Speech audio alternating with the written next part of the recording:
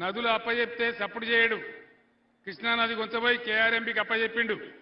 గోదావరి నీళ్ళు ఎత్తుకొని పోతా, ఇచ్చంపల్లి కాడ ప్రాజెక్టు కడతా, నేను తమిళనాడుకి ఇస్తా, నేను కర్ణాటక ఇస్తా అని చెప్పి ప్రధానమంత్రి మాట్లాడుతూ ఉంటే, ఈ ముఖ్యమంత్రికి లెటర్లు పంపిస్తూ ఉంటే దానికి కుయ్యి లేదు, కుట్టుకు లేదు, ఏం లేదు.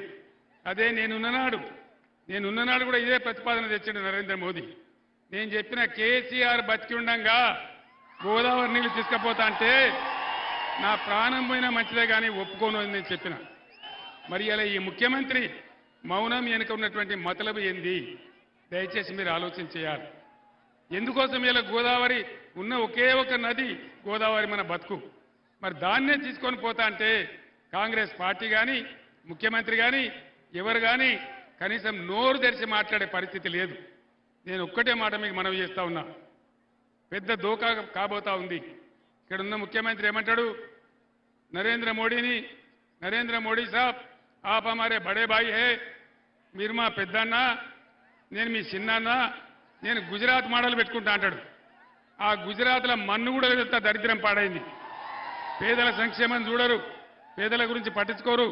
అక్కడ పెట్టుబడిదారుల రాజ్యమే తప్ప కార్మికులకు కానీ ప్రజలకు కానీ మాట్లాడే హక్కులు కూడా లేవు గుజరాత్ రాష్ట్రంలో. మీరు మీ మిత్రులను అడిగి తెలుసుకోండి అక్కడ ఏం జరుగుతుంది.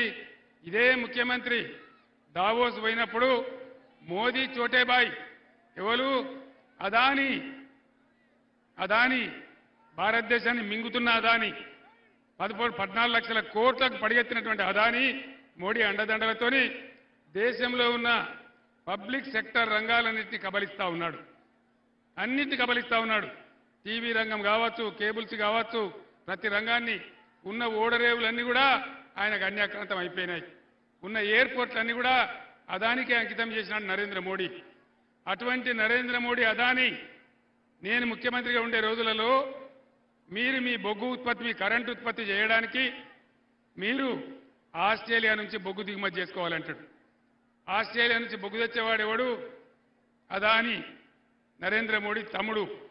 అంటే అదాని బొగ్గు కోసం అదానికి మన దగ్గర 4,000 టన్ను దొరికే బొగ్గును అక్కడ 28,000 టన్ను కొనమంటాడు. నేను ఒప్పుకోలే. నేను చెప్పిన నువ్వు ఏం చేసినా సరే, నా ప్రాణం పోయినా సరే నేను ఒప్పుకోను. నాకు సింగరేణి బొగ్గు ఉన్నది, నా సొంత బొగ్గు ఉన్నది, నీ బొగ్గు నాకెందుకో నేను చెప్పిన.